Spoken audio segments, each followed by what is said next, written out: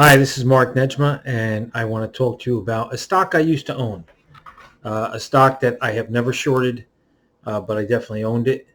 I'm going to talk to you about BNGO. BNGO is a stock that is falling rapidly, not because of people like me, uh, but because there's something up with the company and nothing is being disclosed at this point. Uh, when things like this happen, it could be fake or it could be real, obviously, but it does seem like the pumpers have lost their grip on the stock and that more and more people are realizing that BNGO may not be what we all thought it was. I used to own 1 million shares. People have seen my videos before. I was so gung-ho. I mean, I really thought this stock was going to go to $75. But after meeting the CEO, I realized that I had made a big mistake. And I sold somewhere around $1.90 or $2 or so. I had sold 200,000 shares, I think at about $4, but then I had another 800,000 shares when I met with ERIK, and when I left the place, I sold in the parking lot. Now the stock has been going up and down, and I think it's manipulation. Let's take a look at this comment right here by this guy Gotham. I think he mentions, where is Mark Nejmeh? Well, that's the only reason I'm making this video. Mark Nejmeh is right here. I'm actually in Clearwater, Florida. And I want to talk to you about something very logical. A couple of things came up when I was owning the stock, when I used to talk to Brandon, who was a very nice kid. I don't know where he is. I also had communications with Mr. Invest-A-Lot. Franklin, not really. And I can tell you this right now. A couple of flags that came up to me and I didn't act on were, one, this is only a machine. And, years ago, a terrible job I had was selling copy machines, which was like the technology of the time in the 1980s, early 1980s. And what I noticed with that is there was always a better machine that came out. Now, I believe I read that Duke University had a startup that raised about $300 million, and they were going to have a competitive machine. That might be one of the things that are going on here in terms of the stock. Maybe there's a new competitor coming. Secondly, which I think is the most important thing, is the spending of biogenomics is out of hand and desperate. You would think, why is this person spending so much money trying to buy a business that kind of supports this?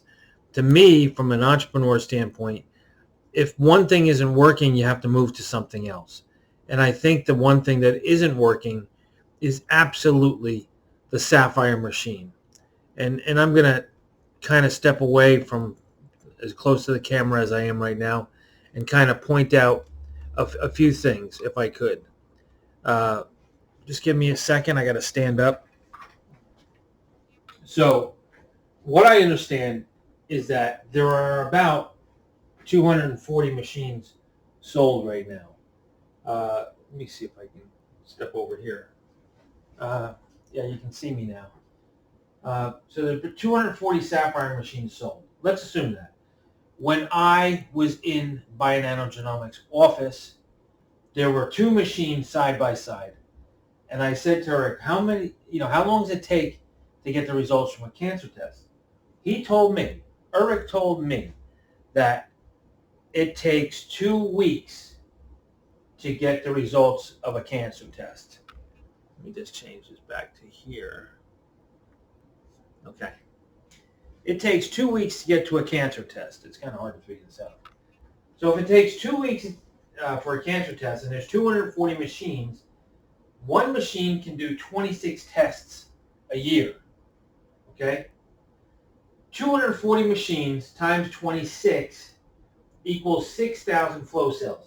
Now, I've heard from someone that actually has one of these machines that the flow cells are an issue.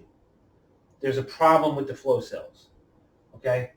So I don't know how many they reported being sold, but this might be where the fraud is. There might be not so many flow cells being sold.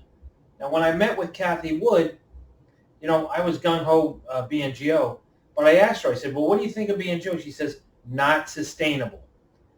BNGO is not sustainable. I said, are you sure? She said, absolutely. We have a team that researched it. It's just not sustainable. So that's what might be going on with this situation with the price falling. Maybe the pumpers kind of lost their edge, and there's no possible way that they can keep pumping it. Now, here's another interesting thing. I showed you the comment on Yahoo boards. I've been making tons of comments on Yahoo boards, only because, at one time I had $17 million with BNGO, and, I had to sell, and, it dropped down to $2 million. So I would say that doesn't make me happy, and I was very confused. I had a couple of people that are in media, one of which used to work for Bloomberg, and the other one had a radio station. Both of them said, hey, BNGO is going down.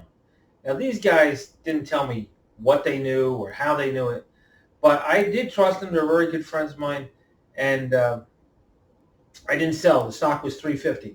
It was actually at a fundraiser event at a dinner that I was holding, and one of them came to do some photography. But, thank you very much, guys, for telling me to sell the stock. As a matter of fact, I didn't sell soon enough. I was stubborn, but that'll never happen again. So there we have it. Now the stock is falling. I think people, when they took a deeper look, these are professionals, they said, whoa, this is a problem. Now also, with my account that I had at the brokerage firm, they were very skeptical on the stock. And this is a major brokerage firm. They were shocked that I've made so much money, but they were also very concerned. They said, that's not a good stock. That was when the stock was, $7, $8, $9, $10. They didn't like the company. So here we are, all looking at 75 cents. Now the people that run these boards managed to get me removed from making comments. I tried to make a comment, and Yahoo says, because you've been blocked so often, you cannot post a comment. That's not a good thing for Yahoo boards. They should not allow that rule to take place. But obviously there are so many pumpers that were able to make the comment that they were able to have me removed. That should be a big red flag for all of you that are still holding the stock. Something's up here.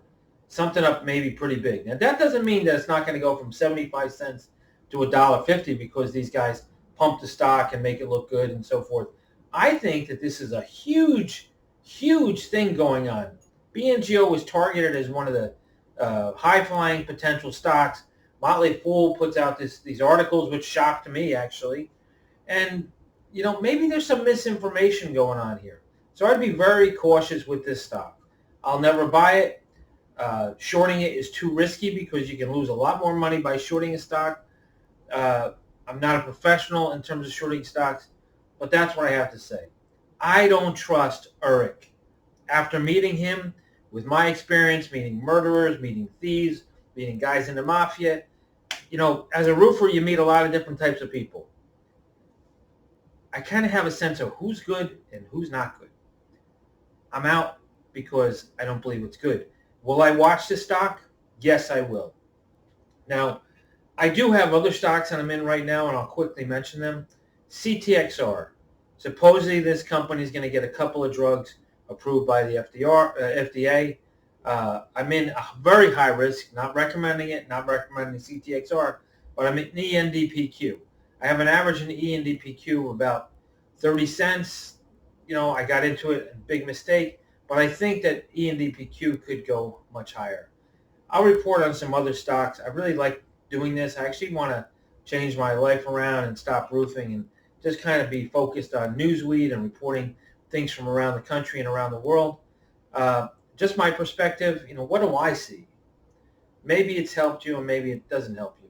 Either way, I'm just going to go about my life and try to bring information to people as I see it, which may not be correct. I wish you all the best. It's good to see you all again, the BNGO people, and I hope that people don't lose too much money. I'm not touching the stock. Thanks so much, Mark Nejmeh from Newsweek.com. Please send me all the fact comments and everything else. I don't really care.